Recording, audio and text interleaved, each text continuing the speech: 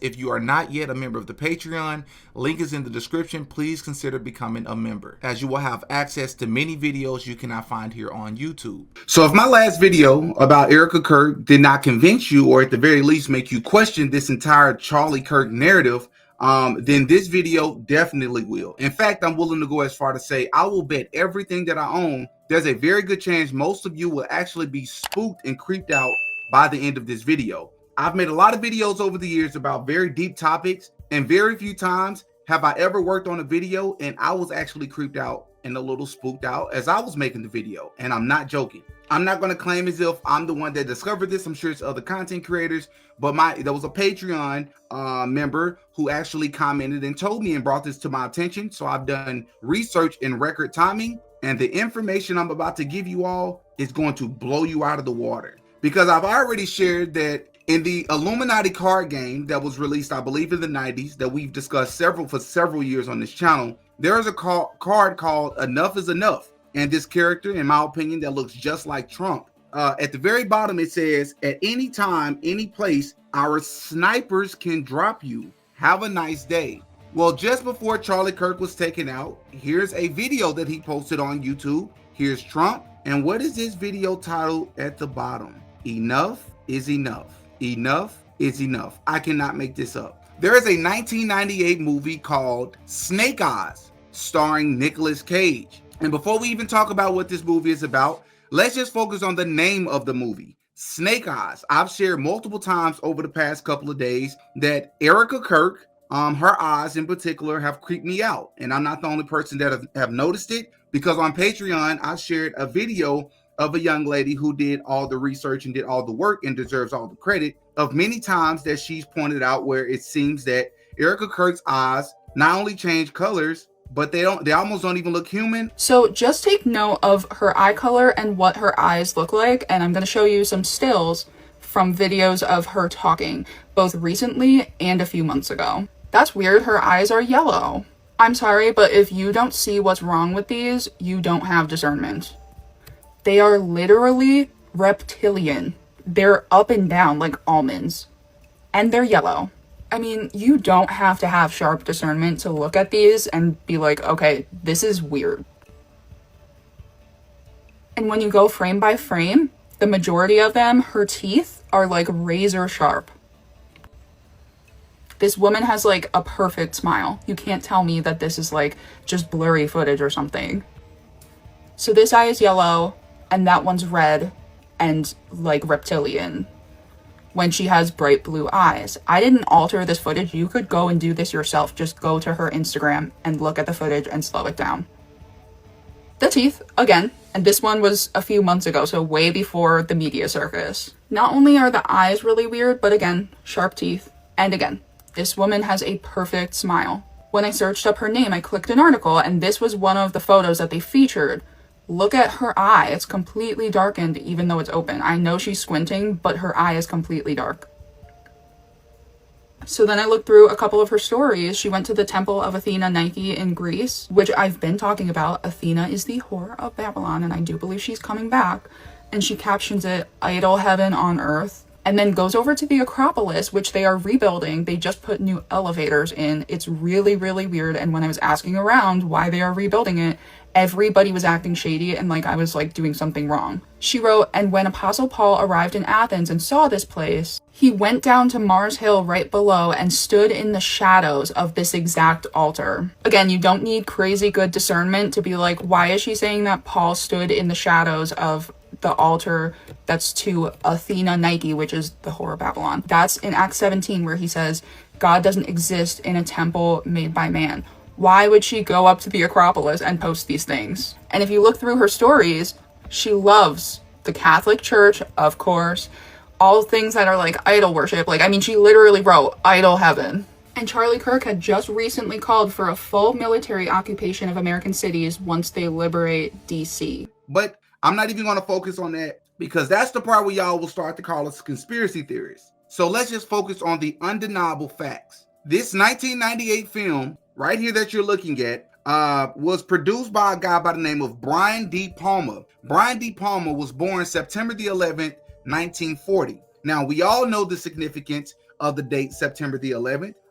Without me having to say it, we all have heard the conspiracies surrounding September the 11th and potentially other countries that could have been involved. But another reason why that date is going to be important for this video is because the day before September the 11th is September the 10th, which is the day that Charlie Kirk lost his life. All of this is going to be relevant for this video. Please keep that in mind. Now, as it pertains to the synopsis of this film, this story basically takes place during a heavyweight boxing match in Atlantic City. Nicolas Cage plays a person named Rick Santoro, who is a flashy, corrupt cop who witnesses the assassination of the U.S. Secretary of Defense during the fight. The arena goes into lockdown, and Santoro teams up with his old friend, Navy Commander Kevin Dunn, to find the shooter. And as Santoro investigates, he uncovers a web of conspiracy, betrayal, and cover-ups. And one last thing I want to point out about this movie cover is in the bottom right corner.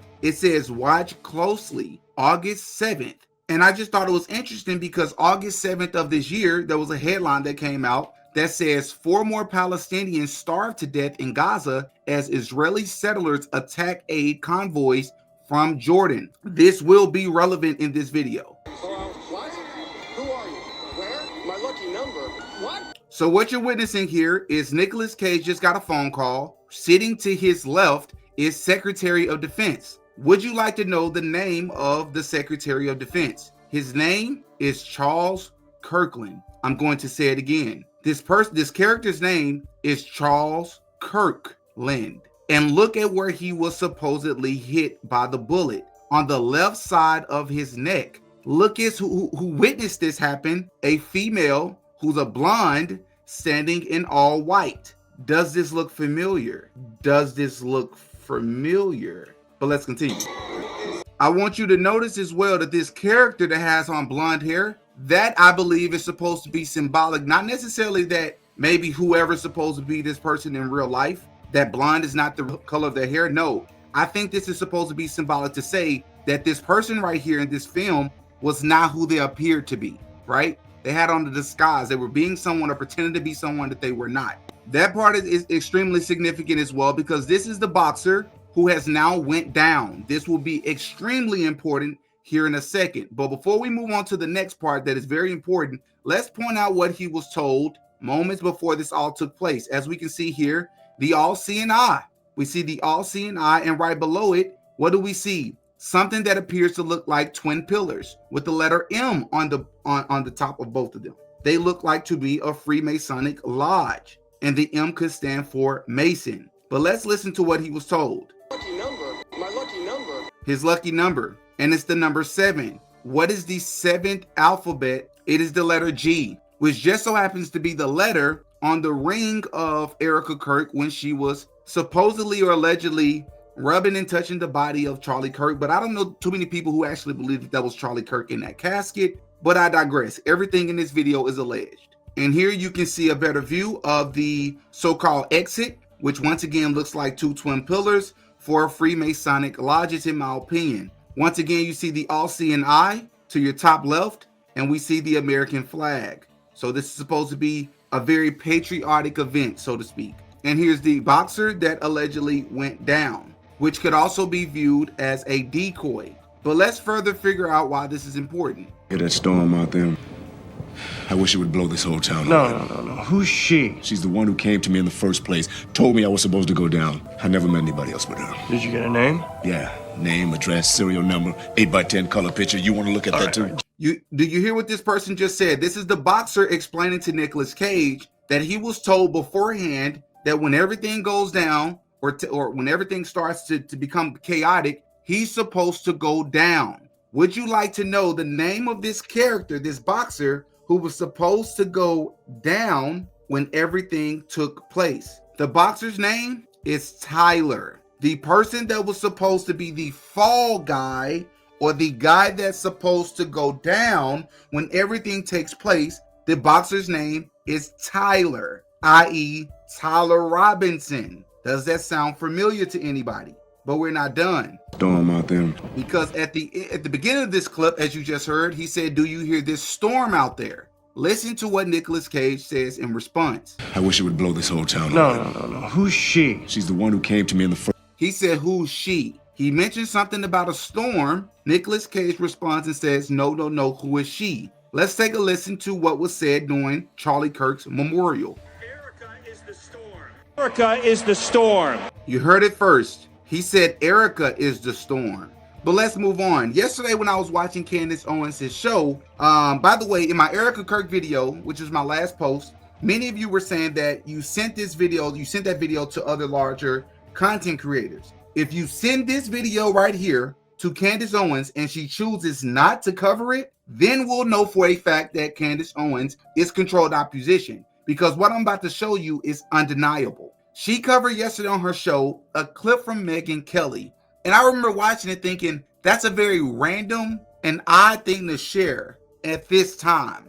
But still, Megyn Kelly decided to share it. Let's take a listen to what Megyn Kelly told us. Last week, that 2 weeks before Charlie Kirk was assassinated, the far-left website Jezebel declared that it had a mission to cast bad luck or a curse on Charlie. They wanted to hurt him in some way. They declared, quote, if the far-right misogynist with a bad haircut wants to villainize independent women, Jezebel is more than happy to be the hag of his nightmares. And they went on to the website Etsy, yes, Etsy, to, quote, cast a curse on him. Yes, this is actually a thing. Etsy, the website known for making arts and crafts on demand, will happily cast a hex through its witches, who you can hire, on someone if you ask them to.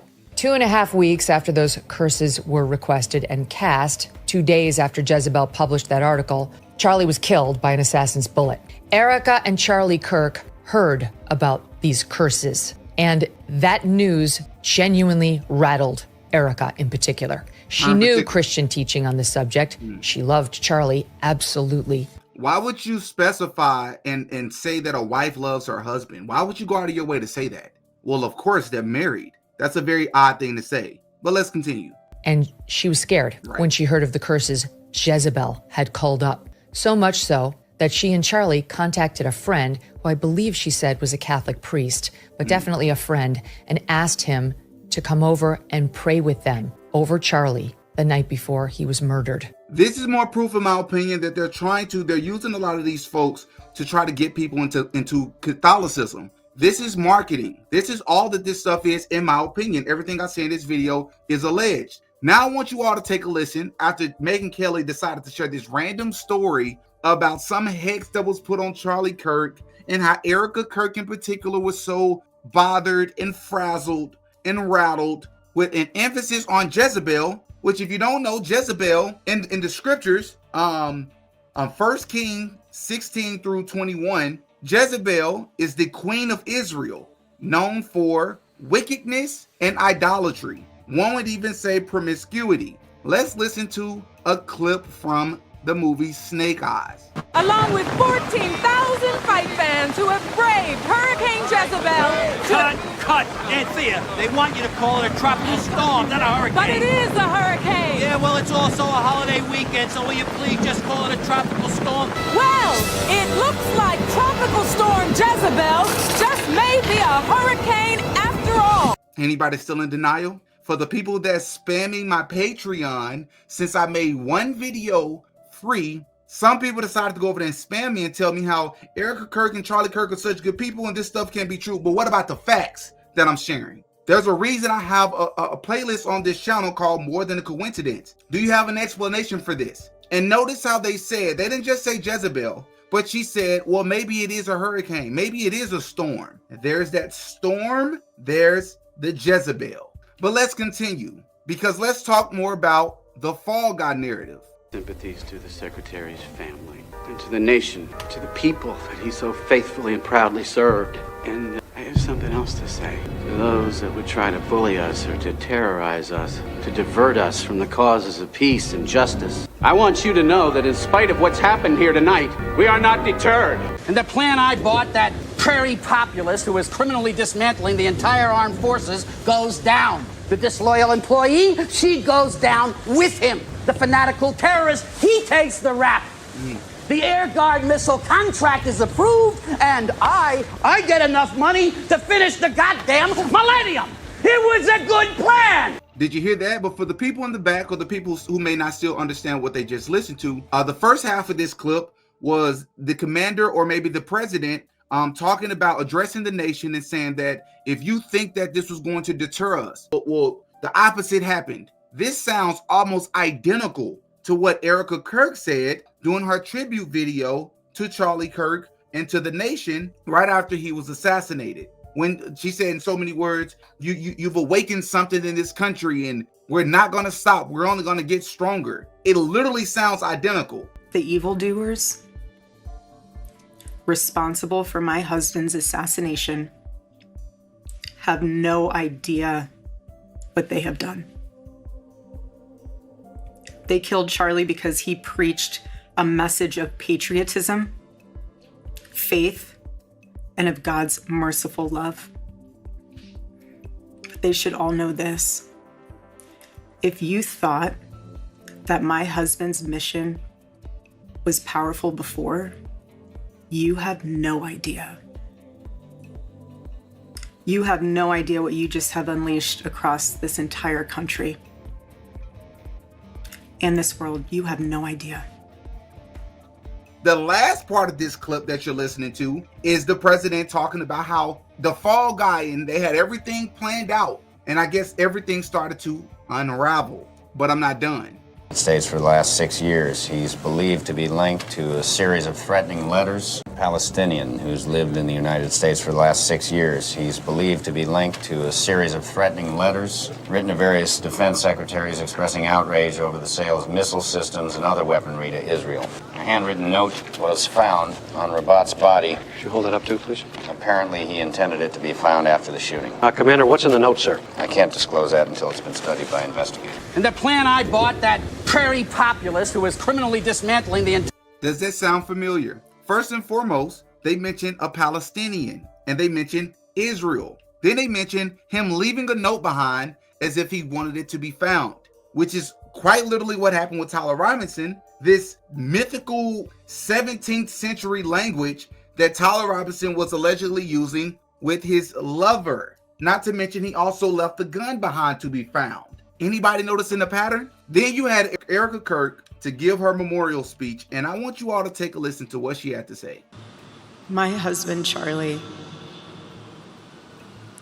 he wanted to save young men just like the one who took his life.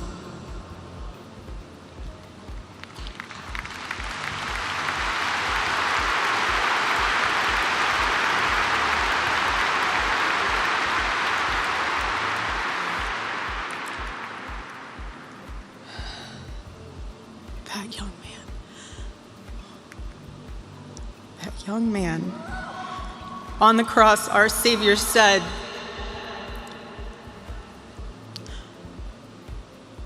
"Father, forgive them, for they not know what they do." That young man,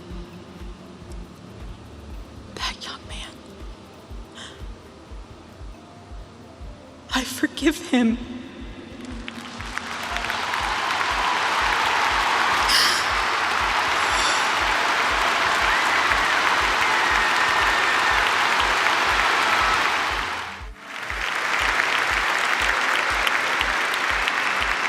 I forgive him because it was what Christ did and is what Charlie would do.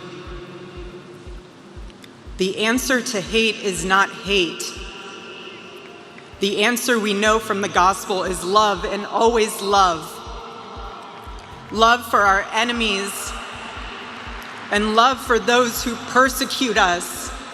How is this believable to anyone? How does she come off? How is this coming off? How don't you feel weird? How? When people started cheering up, I'm like, it's one thing to like make the crying face. But where are the tears? And even if tears came, let's go a step further. We're in 2025. We have advanced methods and strategies and approaches. They have perfumes that works and activates, like have you to react as if it's onions that they can spray on your clothes to make you water. I don't even think that the performance was that good. Not to mention, do y'all remember many years ago, there was this pastor or this preacher who went viral for stating that there was going to be a leader who was going to be very charismatic, that was going to change the trajectory of the United States of America and the world. And many people have said that basically it was Trump, saying that he was going to come like a trumpet. Well, that same person, or I believe it to be the same person, also gave a speech talking about a woman who was going to rise up and was going to be anointed and holy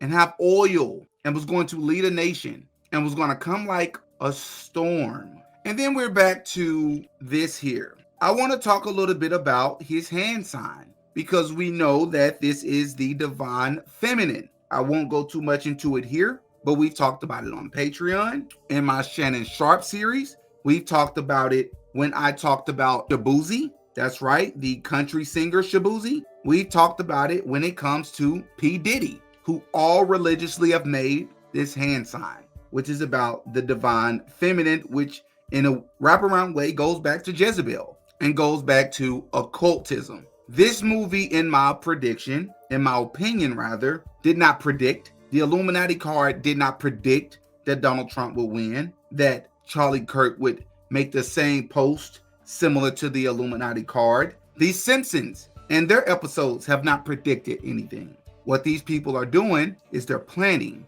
and they're just laying out breadcrumbs. They're mapping out their plans to the world, putting it right in our faces. This is the time more than ever, and this is also a message to myself, to get in the scriptures, to read your Bibles, to try to get as close to God as you can, because something is happening in this country, something is happening in this world that is so wicked and demonic, and we never know when our Lord is coming back. But I just pray that you all are prepared, because I plan to be prepared myself. This isn't to scare anybody. If anything, is to do the opposite. Because once again, I believe that these people are characters playing their roles. Too many coincidences in this situation. Hop in the comment section. Give me your thoughts as always, man. I'm Demetrius. I go by Didi. Until next time. Peace.